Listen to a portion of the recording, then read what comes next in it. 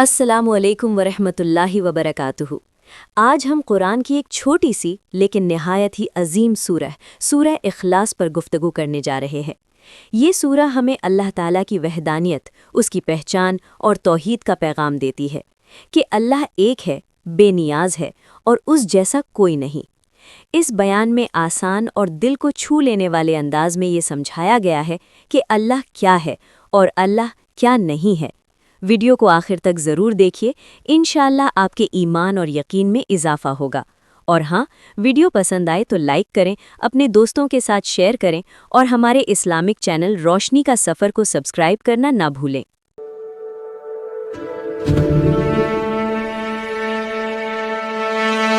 जरा सोचिए, कुरान पाक की सिर्फ 4 मुख्तसर सी आयात और उनका वजन पूरे कुरान के 1/3 के बराबर है।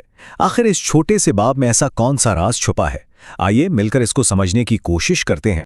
तो सवाल यही पैदा होता है कि भाई ये कैसे मुमकिन है? एक इतनी छोटी सी सूरत पूरे कुरान के 1/3 हिस्से के बराबर कैसे हो सकती है? आखिर इन चंद अल्फाज में ऐसी कौन सी ताकत है कि उन्हें इतनी बड़ी फजीलत दी गई? यही वो राज है जिससे हम आज पर्दा उठाएंगे। और ये कोई आम दावा नहीं है, ये बात खुद नबी अकरम सल्लल्लाहु अलैहि वसल्लम ने फरमाई और बात की अहमियत पर जोर देने के लिए कसम खाकर कहा कि सूरह इखलास का मर्तबा कुरान मजीद के 1/3 के बराबर है। तो इस फजीलत को समझने के लिए हमें सबसे पहले इन आयात के मायने की गहराई में उतरना होगा, क्योंकि इनमें अल्लाह ताला की ज़ात की सबसे जामा, सबसे खालिस तारीफ बयान की गई है। पहली ही आयत में अरबी का एक बहुत गहरा लफ्ज़ इस्तेमाल हुआ है, अहद। इसका मतलब सिर्फ एक नहीं, बल्कि इसका मतलब है यकता और बेमिसाल, यानी वो ज़ात जिस जैसा कोई दूसरा है ही नहीं, ना उसकी कोई मिसाल है और ना ही कोई शरीक। यही तो इस्लाम के अकीदे की बुनियाद है, जिससे तौहीद कहते। दूसरी आयत में अल्लाह ताला का एक बहुत ही अहम नाम अस-समद इस्तेमाल हुआ है, और इस एक लफ्ज़ में सच पूछिए तो मानी का एक पूरा समंदर छुपा हुआ है। तो अस-समद का मतलब क्या है? अस-समद वो वाहिद हस्ती है जिस पर कायनात की हर एक चीज़ का इन्हिसार है, लेकिन वो खुद किसी की मोहताज नहीं। वो सबको सहारा देती है, जबकि उसे किसी सहारे की ज़रूरत नहीं। वो अपनी ज़ात में कामिल और मुकम्मल है। इस तस्वुर को समझने का एक बहुत ही दिलचस्प तरीका कायनाती तवाज़ुन या कॉस्मिक बैलेंस का है। ये ख्याल कि एक ही हस्ती है जो पूरी कायनात के निज़ाम को संभाले हुए है। ज़रा सोचिए तो सही, ये कहकशाएं, सितारे, सयारे, ये सब किस कदर बारीक तवाज़ुन पर कायम है। अगर ये तवाज़ुन ज़रा सा भी बिगड़ जाए तो पूरी कायनात दरहम बरहम हो जाए। अल-समद वो ज़ात है जो इस नाकाबिल यकीन तवाज़ुन को कायम रखे हुए। और फिर आखिरी 2 आयात अल्लाह ताला को हर किस्म के ख़ानदानी ताल्लुकात और बराबरी के तसव्वुर से बिल्कुल पाक करार देती हैं। यानी ना वो किसी की औलाद है और ना उसकी कोई औलाद है। वो अपनी ज़ात में मुकम्मल, यकता और बेमिसाल है। तो अब हम इस मरकज़ी सवाल की तरफ वापस आते हैं कि आखिर इन 4 आयात का वज़न पूरे कुरान के 1/3 के बराबर क्यों है? इस राज को समझने के लिए हमें कुरान के बुनियादी पैगाम को देखना होगा।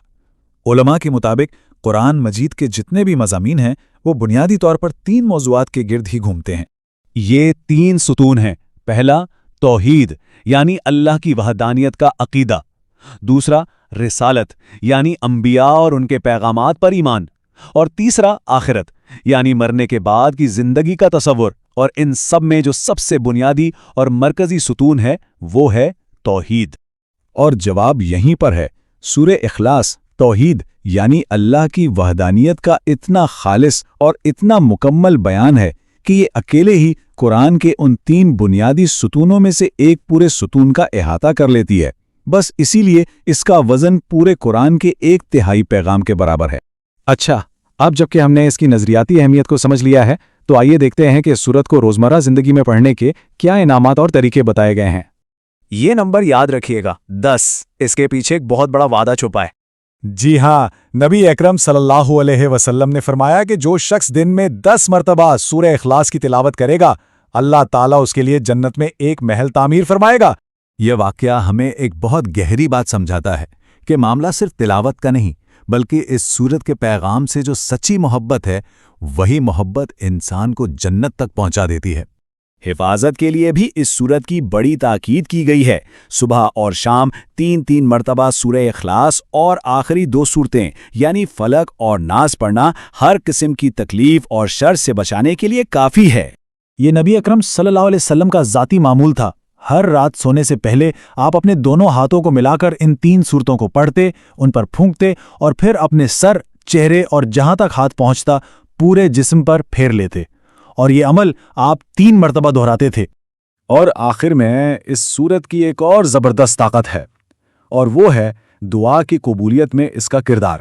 ایک مرتبہ کا واقعہ ہے کہ نبی اکرم صلی اللہ علیہ وسلم نے ایک شخص کو دعا کرتے ہوئے سنا۔ وہ کہہ رہا تھا، اے اللہ، میں تجھ سے سوال کرتا ہوں اس بات کی گواہی دے کر کہ تیرے سوا کوئی معبود نہیں، تو یکتا ہے، بے نیاز ہے، جس نے نہ جنا اور نہ وہ جنا گیا، اور جس کا کوئی ہمسر نہیں۔ یہ الفاظ سن کر نبی اکرم صلی اللہ علیہ وسلم نے فرمایا کہ اس شخص نے اللہ کو اس کے اسم اعظم سے پکارا ہے، وہ نام جس کے وسیلے سے جب بھی دعا کی جائے تو وہ قبول ہوتی ہے، اور جو بھی مانگا جائے وہ عطا کیا جاتا ہے۔ تو یہاں اہم نکتہ یہ ہے کہ جب کوئی اللہ کو ان صفات کے ساتھ پکارتا ہے جو سورہ اخلاص میں بیان ہوئی ہیں، تو وہ دراصل دعا کی قبولیت کا سب سے مؤثر طریقہ استعمال کر رہا ہوتا ہے۔